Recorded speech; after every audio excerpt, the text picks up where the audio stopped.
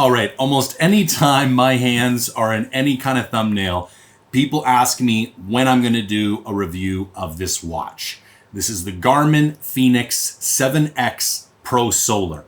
Now, it runs about 1,500 Canadian bucks after you pay for shipping and taxes and all the rest, and is probably the flagship, most expensive, hybrid smartwatch that has GPS, sleep tracking, training tracking, like every single bell and whistle that you can possibly put into a watch. I think there's another one like the Epic 2 or something that might cost a little bit more, but it doesn't have near the functionality as far as like the training and the GPS goes. It's more of like a fashiony Garmin smartwatch than like a hardcore, robust, hiking based smartwatch.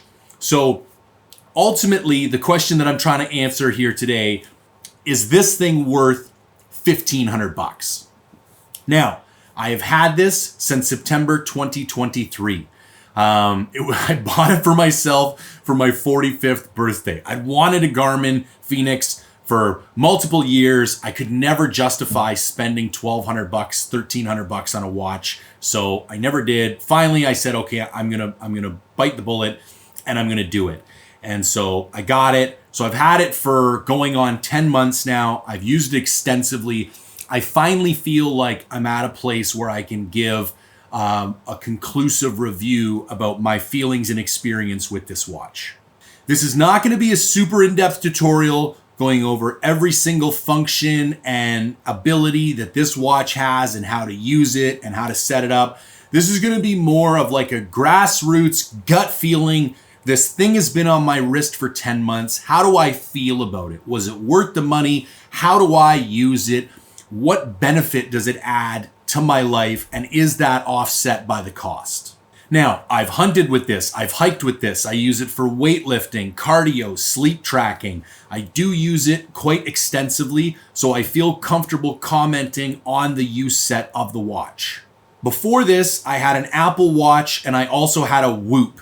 Now, both of those had kind of deal breaker issues for me. The Apple Watch, you can only charge for 1 day at a time. So when it comes to backcountry hunts, it's simply not worth the battery drain to me when I'm going on 10 or 12 day hunts to have to charge my watch every single day. It's another cable I got to bring. It's battery drain I got to worry about. And the Whoop only stores the first day and the last day of data when you leave cellular or Wi-Fi reception. Like the Whoop, even though your phone can be right beside the Whoop needs to go back to the servers to update the information and send it to your phone. And the whole idea for me was I wanted to be able to keep track of my statistics while I was in the backcountry, what my heart rate was like, what my caloric burn was like, how much distance I had covered. And the Whoop it's impossible to do that with the Whoop because you'll go on a 10-day hunt, you get 0 updates to your phone for 10 days, and then when you get back to cellular reception, it will give you a 2-day update, the first day and the last day. So as far as like a backcountry sufficient smartwatch health tracking device, both the Apple Watch and the Whoop were a fail for me. So ultimately, why did I buy this thing? I wanted to track my training. I wanted to track my sleep. I wanted an ability to navigate while hunting. I wanted a long battery life with solar backup. And I needed smartwatch functionality so it would alert me when there were phone alerts and etc. Lots of times I'm in meetings or doing other things. I don't want to look at my phone, but it's cool. Like get the little buzz, look down. Is this something I need to focus on? No, it's not. Go back to doing what I'm doing. So basically, those 5 things were ultimately my priorities. Track training, track sleep, navigation, long battery life, and smartwatch features linked to my phone. Now, before we dive deeper into my review of this watch, I want to take a moment and talk about Mindful Reviews. This is the online community I built from scratch, focused on individuals who were interested in non-sponsored, unbiased gear reviews. So it's a membership-based platform. There's monthly, annual, and lifetime. There's forums. People can ask questions. I actually just was on there today. I'm instituting a new feature where I'm going to do weekly Zoom calls with all the members. So there's over 350 members right now. Obviously, they're not going to all hop on at once, but once a week, I'm going to do a live Zoom call. Any member can hop on. We'll do live Q&A. We can critique gear lists. We can help people out with hunts that they have coming up. I think the thing that has impressed and surprised me most while building this community is how much more it is than just an ability for me to deliver information to people who are interested in it. And it's really become a community where, like, I'll go away for a hunt, I'll come back, people have asked questions, other people have hopped in with answers, people drew tags, people are helping them out with info. And one more thing I want to say, Mindful Reviews is not built to make you spend more money on gear. It was built to help you get to the right gear decision faster, so that you don't have to buy 3 or 4 backpacks to find the right one, or 3 or 4 tents to find the right one. We can get you into the right backpack or the right tent within 1 to 2. And you can take the extra money, time, and energy and spend that focusing on hunting instead of focusing in on buying more gear.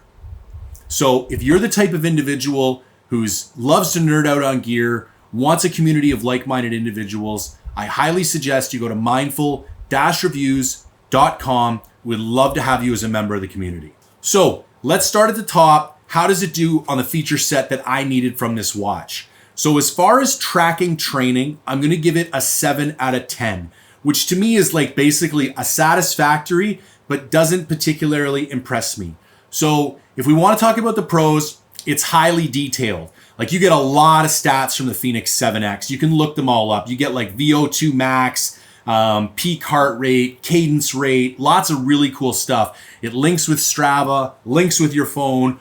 I get these detailed reports after my hikes. Now, for weightlifting, it kind of sucks. It doesn't really properly calculate a caloric burn for a weight lift at all. Really, for weightlifting, all it's doing is tracking the amount of time that you were lifting weights. It doesn't really take a lot of details. Now, I'm sure there's apps that you could link it with where you could enter more detailed information about the workout that you did, and perhaps there would be some benefit to that. But I would say, like, the use for weightlifting is pretty moderate. Use for treadmill works fantastic on the treadmill. So I would say for those more like cardio and endurance-based activities, the tracking is fantastic. For more strength and resistance-based activities, not so great. Really, all it has the ability to do is track your heart rate. So it's not going to track those like post-exercise caloric-related deficits, like with resistance training. The true caloric deficit comes from you having to build muscle for the 24 hours following your workout. Some of the things that really disappointed me about this watch in regards to training, so there's kind of 2 sensitivity levels of the sensors in this watch. I only became aware of this a couple months ago. I actually had to have a phone call with Garmin to sort this out because it was like doing some confusing things. If you do not turn on tracking of any kind, you kind of get a dumbed down version of the sensor training. So I was basically hopping on a treadmill. I was sweating. I was breathing hard. The hand grips were saying, yeah, you're at like 135, 140. But then I'd look down at my watch and it says I'm at 78 beats per minute. And so I phoned Garmin and they said, well, yeah, that's because you didn't turn on tracking. And I was like, what?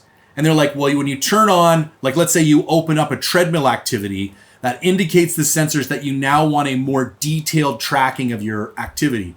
And I was like, I was really disappointed because the other thing that goes on here is that you get an extremely increased battery drain when you turn on tracking. And I'm going to get into battery life more in a minute here, but it's like a drastic difference. And so when I go on a hunt, I was under the assumption, for example, that when I just hike all day while I'm hunting, this was accurately collecting data about what my statistics were for the hunt, like what my heart rate was, how much distance I covered. And now I've come to find out that's bullshit.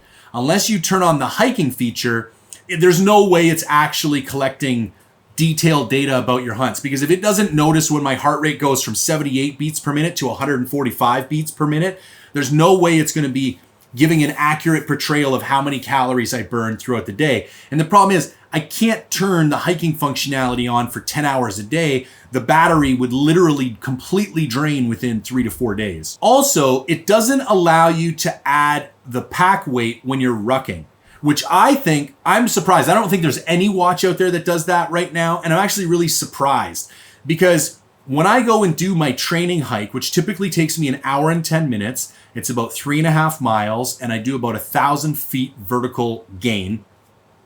I weigh 240 pounds right now. So the calories that I burn and the impact that has on my training readiness and the recovery required for me after that activity, let's call that case A, me just hiking. Okay, case A is going to require X amount of energy, and it's going to take N amount of recovery to get back to, my basic ready to go state. Now, if I do that same hike but put 50 pounds on my back, all of those statistics change. The amount of calories I burn, the amount of recovery I need afterwards to get back to steady state, all of that stuff. But there's no way for the watch to know that. So it treats those two hikes identically. Now, the only way that it kind of indirectly captures that is that I will have an elevated heart rate due to the extra weight. But there are a lot of other factors. Like, I don't know why it has like 40 different activities. Why is one of them not rucking?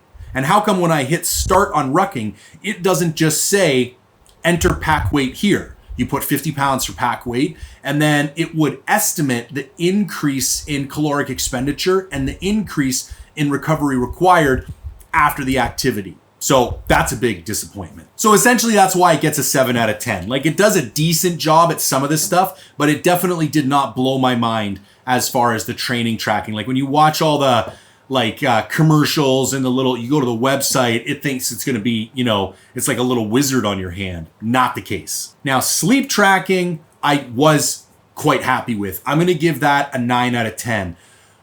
I don't get anal about my sleep tracking, but I do like to know that when I change something in my life, is it drastically affecting my sleep? I'm going to give you a really clear and very transparent example.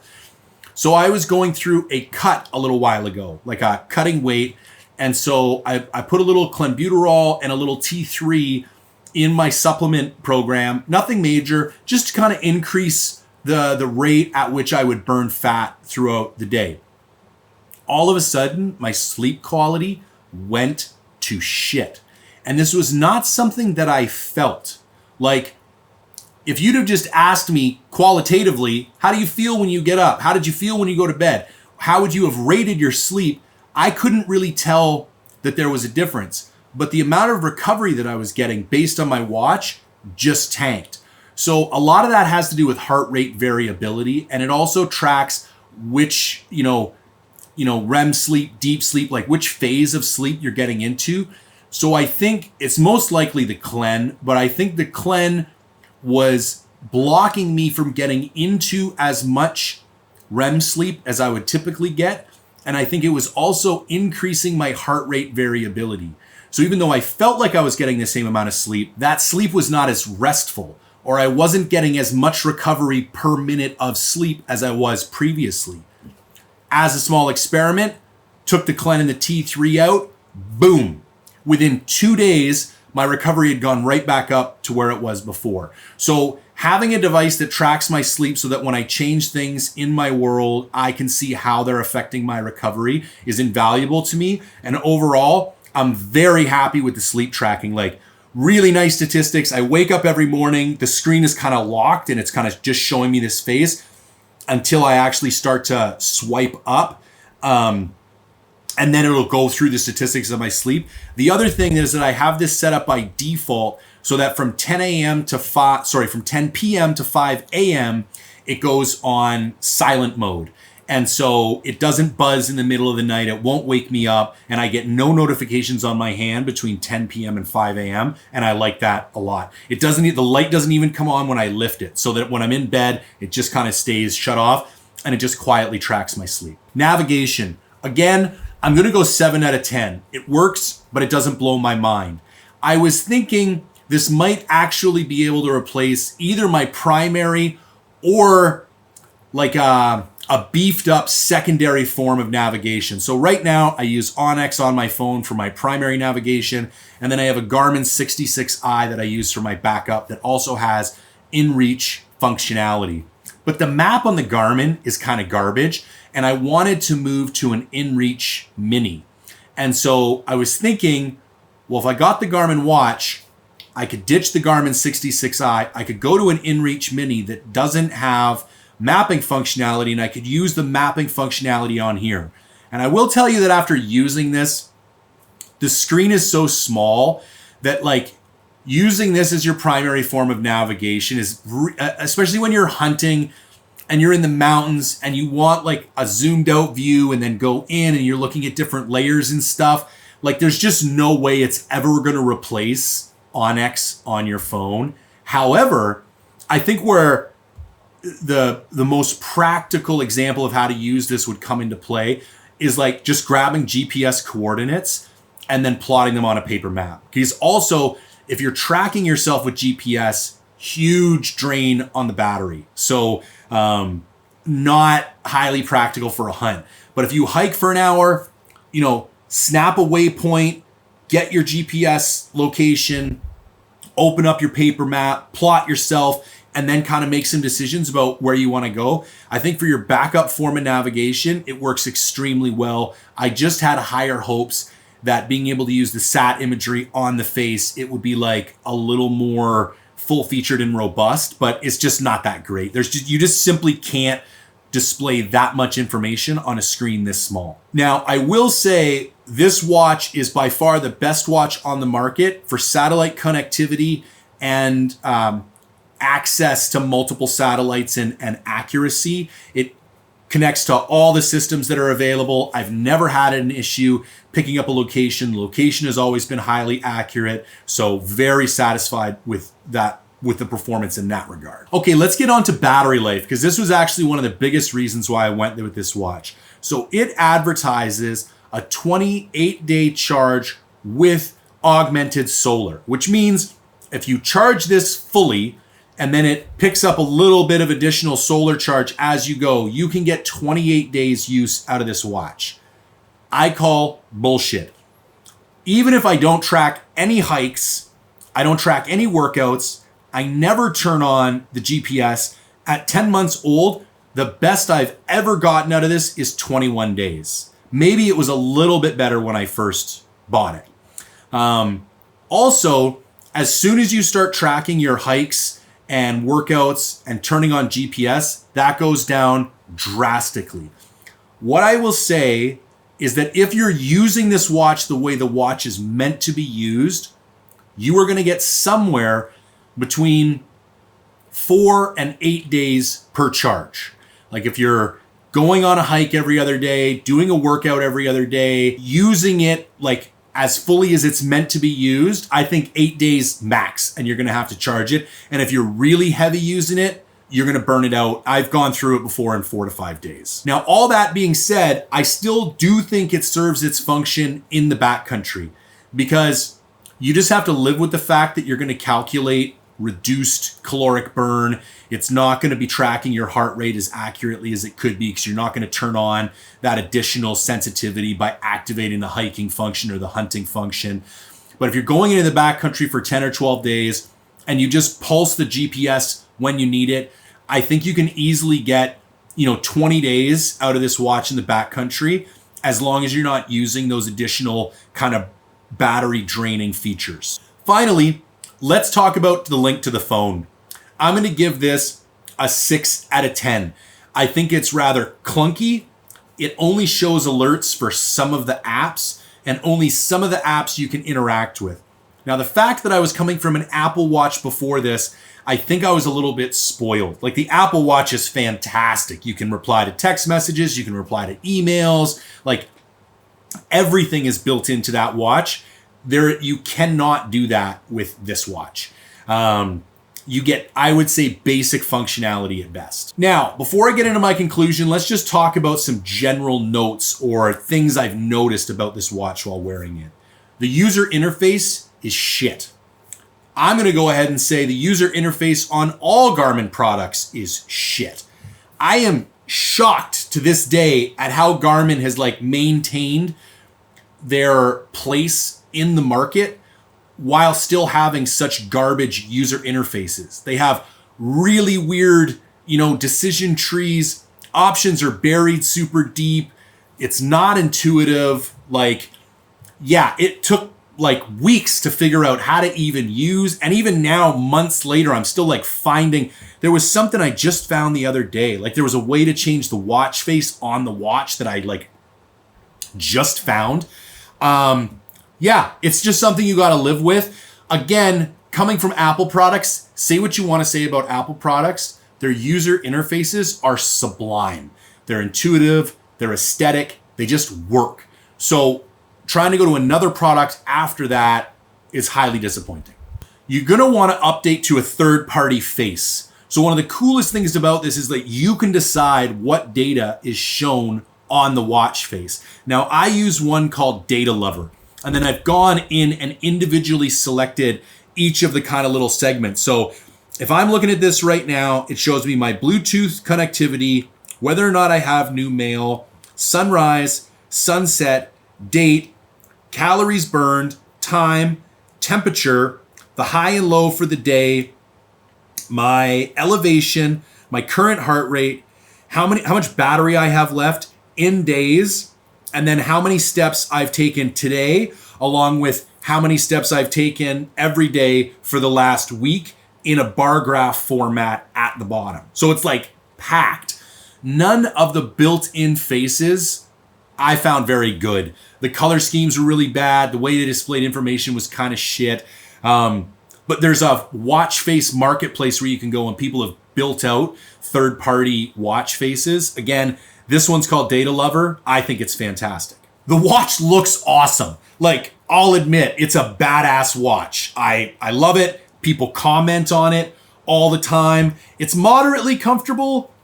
I've thought about upgrading to a fabric band because this rubber one gets kind of hot and sticky sometimes. And it's either sometimes like too loose and riding down here, or it goes up here and it gets kind of stuck to my wrist and sometimes feels too tight. But most of the time, I don't even think about the watch being on my wrist. So it's moderately comfortable, looks great. Like I said, people comment on it all the time. Like they'll note it. Oh, that's a cool watch. What does it do? So it's a noteworthy watch, which is good to be. Okay, so what's my conclusion? What's my advice to you? Here's the deal. This is not worth $1,500. But if you've got some extra cash, it's a pretty badass watch. Now, if you just went through the list of problems that I wanted this watch to solve for me, there are much less expensive options on the market that would still solve all those problems. However, you lose a bit of your it factor. Like, you know you're wearing the Garmin Fenix 7X Pro Solar. Like, you know this is the nicest watch Garmin sells.